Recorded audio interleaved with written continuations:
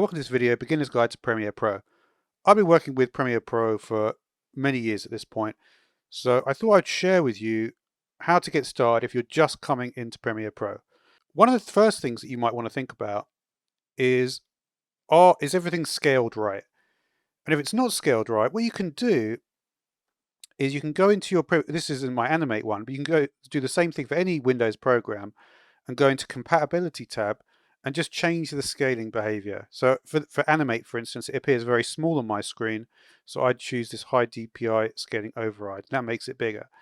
So there's things that you can do to make sure that the interface is going to look good, because you're going to be looking at this interface. There's a lot of things on the interface and you want to make sure it looks good. So the other thing as well is to always maximize your screen space. So you can see at the moment, I've got the title bar there, Adobe Premiere Pro 2022. If I press Control and backslash, it disappears. And I've also hidden my taskbar as well. So that's given me the most amount of space for what I want to do.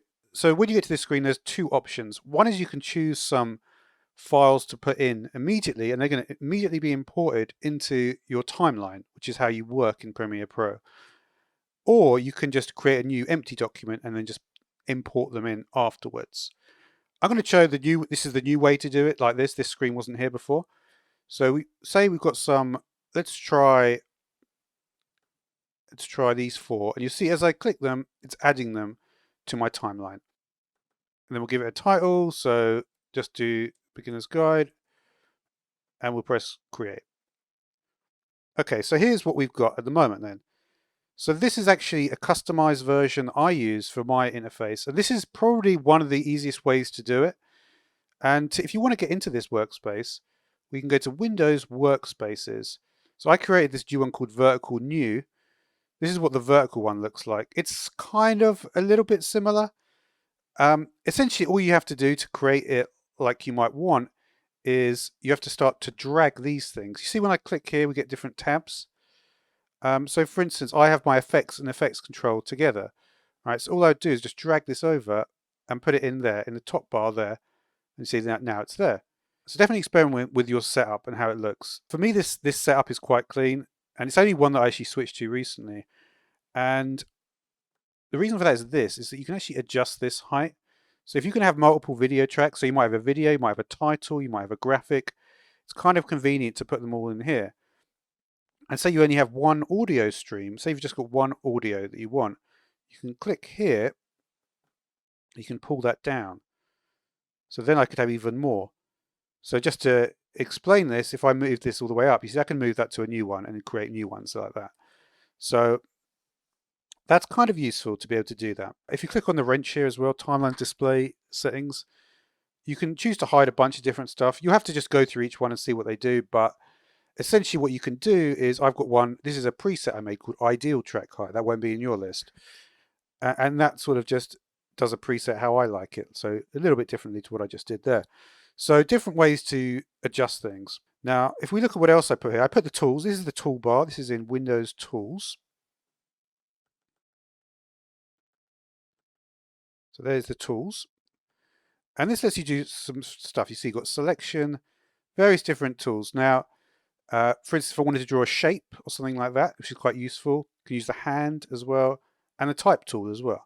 So there's a bunch of cool tools there. It doesn't take up much space and probably worth putting that in there. Now, what did I put? This is the main sort of editing panel that I'm going to use here. And here you can see project. So what you can do as well with project, if I double click here, you see I go directly into the import menu. So that's going to like essentially show me, you know, I could put more media in there. So if I hadn't done what I did at the beginning, I could import the video like that. And you get a bunch of information here. And you can change also the icon view. You can do icons and stuff like that. I normally go for the list view just because I like to see all the things. And you can organize things into folders and do all sorts of stuff. Okay, so let's look at what happened there then, right? So we have our files. So these were the videos that we added, and it added them to sequence 2. So here is sequence 2, and that is what we have at the moment. This list of 4 clips, and here is the full timeline here. This is the program monitor. This one's called program monitor. There you go. And you see I can scroll through the whole clip like this. So if you want to look at some settings, we can do settings in a couple of different ways. One is we can go to the settings tab here. So here I am in the program monitor. So here we could look at different settings for this. These are a bunch of cool things you may want to look up, like what do these things do? One of these is for VR, for instance. And you can also go to the tab here, and each one of these has got, each tab here will have its own customized settings. So yeah, you can look like through a bunch of these different things. So let's just talk about what tabs I've chosen here. So the project is obvious. I've chosen that because it's got the project. So these actually, okay, so these are actually all the tabs, and they kind of fit in. This one here is Essential Sound. But you can see I've essentially got everything in. I don't really have to move my box around too much there. Essential Sound, this is pretty useful. You can do dialogue, and you can do stuff for music, and you can create, here's a preset I created called Music Backing Track, for instance. So you can mess around with that, and then you have Essential Graphics, which gives you access to transitions, Lumetri color, effect. We'll get into all this now. Okay, so let's talk about the timeline at this point. So with the timeline, there are different things we can do with the timeline. One of the most important things to do is this bar right at the bottom. This is the zooming scaling of the timeline. You see, if I go left, I'm zooming in the time. If you want to add one of your videos from here to your timeline, you simply just drag it in, and it's going to add it down. Make sure you have the audio lined up. Make sure there's a little triangle there on the left. You see, it snaps into place. So you just put it in there. Okay, so let's talk about what you want to do on the timeline. One of the things you might want to do is do a transition. So you can obviously go to effects, and you can look in video transitions, and you can do it that way. But there are some sort of very basic ways that you can do a transition as well. So let's just do something like, we just want this to fade in. So we want our clip to fade in from nothing. So let's forget about this for now. Let's actually think about effect controls, because that's kind of more interesting. Because when we click on the clip, you see a bunch of stuff appears, and you've got position, scale, and specifically the one that I'm going to look in for the fade in is this opacity, that one. So this is something which is default on all clips. So what do we want to do if we want it to fade in? Well, we need it to fade in from basically nothing to 100%. Now, how is that done? Well, what we need to do first of all is we need to think, well, how long is that fade going to take? So I think it's not going to take very long. It's going to take 2 seconds. If we want to mute an audio track, by the way, we can just press this button here and it will mute. So when we find the point we want to fade into, we want it to be 100%, and we want the video to continue afterwards. We can press Control and K. Okay, so, and if we wanted to mute the whole, if we want this to be like a razor all the way down, we can also press Control Shift and K. So that will do it. If you have multiple layers, you might need to do that. So now we have this short clip here, and what you may have noticed if you go back and watch the clip, I wasn't actually paying much attention, but look at the timestamp here. You can see this timestamp is going from 0 to 2, right? So what it means is if I put it at 0 here and 100 at the end, it will just flow really easily. So let's see how we might want to do that. So opacity. So here we are at the beginning. We can push it over to the left. And that doesn't want to be 100. We want this to be 0, right? So there it is at 0. And then what we're going to do is we're going to press End. End puts it right at the end of the clip. And there it is, 100. So let's see what happens now. If we want to play the clip, you can just press space. So you can see, and you can see the values changing, right? So that's a way, like, you don't even need to do an actual effect transition. It's a very simple way to do it. And if you have it above a different layer, you could also do a blending on that as well. So for instance, what we could do is, say we wanted to have text on top. And we'll do the opposite. We could try the opposite of that, see how it looks. It's not something I particularly would do, but it's just... So we click here on the text tool. And we can draw a big box here. And you'll notice it created a second video layer, right? We know it's only going to be this long, though. So we can drag on the edge and that will make it smaller. So we could change it here. You can also go to here to the Essential Graphics. Here you can essentially just type it in. So you see it goes intro to video. So we could center it, maybe. It's always important to make sure you have the text selected. So let's make sure we have our text selected. And center. We want it to be in the middle. Let's maybe increase the size. Make it all caps, maybe. Maybe that's a bit big then. We can change the fill color.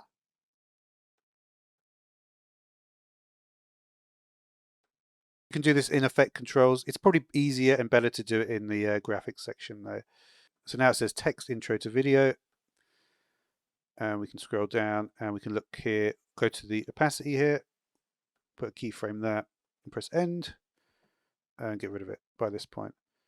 It might be a little bit quick, but it'll probably be all right. So you can see that's one way you could like do an intro to a video, for instance. If you just click here, you see it will delete keyframes.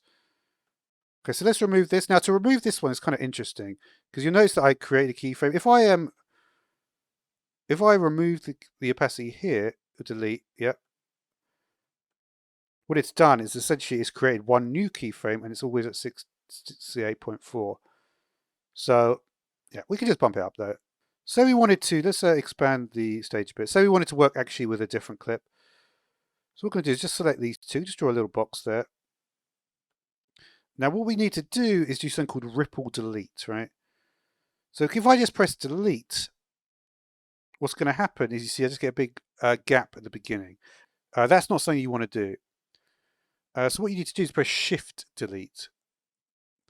And you see now the timeline, we're at 0 in the overall timeline.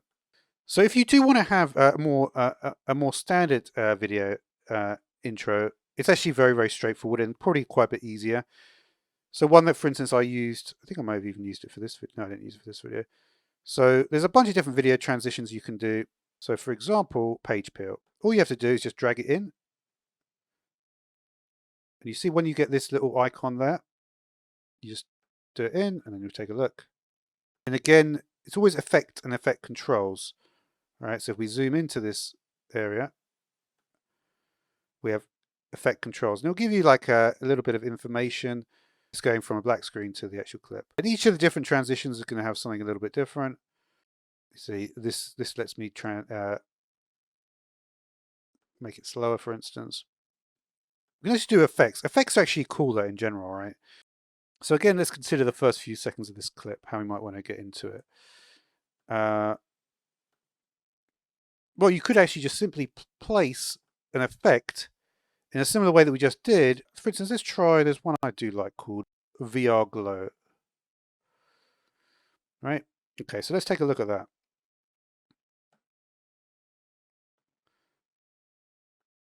And what it's worth doing, it's worth just looking, if you choose a different new effect or something, for instance, the Luma threshold I know is a very important figure here, right? So say we start with a Luma threshold of 0. And this is generally like how you do a lot of stuff, right? And then we'll bring it up to what it was. What was that, 0.9? So that could also be a transition, right? All right, let's try doing a shape now. If we look at the shapes, you can see we've got various different shapes. Let's just draw a shape on. Press shift or not. Let's not do shift actually. Just draw a shape on. Let's see what options we have for that. We can take a look at our controls here. So remember, these are not the ones you want, basically. These are to do with the actual box. See, I can move the box around. Let's put the box in the middle. Just make sure we have it in the right spot. Another important thing to mention is that when you're zooming in, for instance, if I press Control plus, not that. Another thing to mention, if you're zooming in, the zooming in is looking where this is, right? So if I wanted to zoom in, so this whole bar is filling this whole area here, I put it right in the center of the bar, and then when I zoom in, it will zoom in perfectly. Otherwise, you may get some things that are not zooming in quite how you want there. What I can do is, if I go shift here, you see I get a line there. And then even though I'm on layer 2, I can do Control Shift K. It creates a, a cut through every layer. Some of the kind of cooler things that you can do is stuff like the wave warp. That's quite a cool one. And you can try experimenting with like multiple things at once. So for instance, on this, maybe we want it to be massive and fill the whole screen. If we do that first though, we're not going to be able to see what's going on with the wave warp, and we want the wave warp to do something cool as well. So let's make the wave warp do something cool. So at the moment, what is it doing? It's going a pedestrian pace there. So I would say it probably should be a little bit cooler than that. Now it's going to be most exciting at the end, right? So let's change the wave height to 100. Let's see how that looks. Okay, so let's just see like, so that might be a cool thing to have it 100. And we want the speed to be higher for sure, right? Okay, so what other options do we have? We could change the wave. Looks kind of cool. We bump up the phase here, so that actually gives a kind of a cool effect. Maybe make it, I think you can make it thicker. It looks better. So these are all things where we just sort of like thinking about what the wave might be like, right? We haven't actually started animating it yet. It will animate on its own, but we might want to change it. One thing that I'm noticing, right, is that the width is very important to how the simplicity of the actual structure, right? So we could make it really, so this could be the most bad it gets, right? And then it transitions to something much smoother. So let's try that, right? So we'll select our wave width, and then by the end here, we can press end. See, it's getting much smoother now. Much smoother. Look how smooth it is at this point. I mean, it's basically almost a circle at this point, right?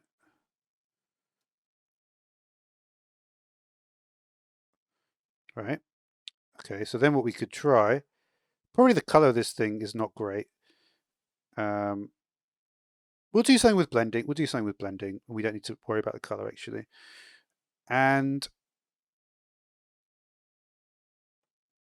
okay, so what you then need to do is you then need to go back into our vector motion, which is the basic controls for any layer. And what we're going to do is we want this to come in, but it's so press end. We're going to have another keyframe because that is actually where it's going to be 100. But this keyframe, you notice when this goes blue like that, it means it's editable. And here you see it's filling the screen. There must be some sort of rule that it can't go beyond the edges of the screen because it's not making it much difference. But that's fine. We'll just have it filling the screen like that. So let's take a look, see how this looks. Not bad. It's pretty fast. It's pretty fast to be fair. But then we might want to do is try blending mode because something like this needs a blending mode basically. Okay, so let's think about how we want to blend this. So in blending mode, we can try a few different things. I mean, it's kind of a cool effect, right? It's kind of too fast, if I'm being honest. So it is too fast. So how might we change that? Well, we can go back to our wave warp, and because this is not actually set as a keyframe, it means if we just slow it down a little bit. Let's have a look at that now. Still a little bit fast. Let's just put it at 1.5.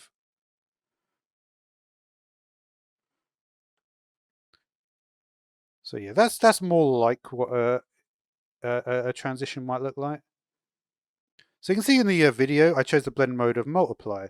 And this is kind of interesting, right? We've got our clip, it's waiting to be announced. It's still on this, and you see this is getting smaller and smaller. And as this goes away, it's going to reveal the clip. But this thing is still too big at the end. So that is going to be a problem, right? And the reason it's too big at the end is because I drew the shape and it was massive. Because there's a darkness to it, which means that we could maybe have a contrasting title on top. But it doesn't end up small enough because when I initially drew the shape, it was massive. So what we could then do is we just change the scale from here, end, and 0. And it's gone. So let's take a look at that. So then it just disappears and we're all good. Home to go back to the beginning. So then what we could do maybe is actually have a title on top of that. We're going to have our title over here. Let's make sure it's the same size. You can customize this to always have a default, because normally 2 seconds is pretty a good idea. And then we'll just zoom in on this section. All right, and again, I just like to do it in Essential Graphics just because there's a little bit less going on there. That's why it's kind of useful. And also it's kind of nice that you could just type it in here right at the top. So yeah, so this is going to be, we're going to go monotype here, I think. Monotype, this one is good. Make sure we've actually spelled the words correctly.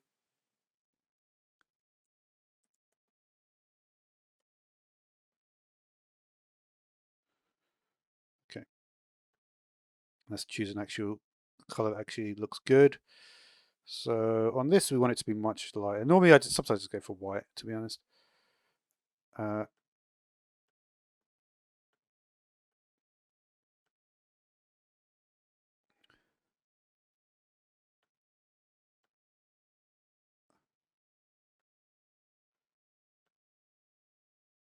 maybe change the stroke a little bit.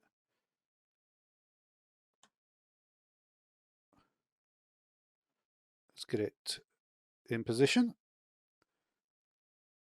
It's not bad.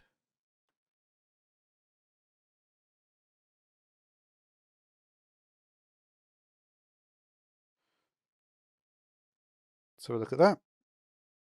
Nope.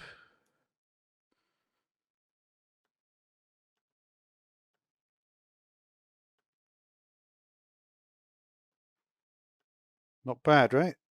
It's not bad. It's actually going to work pretty well.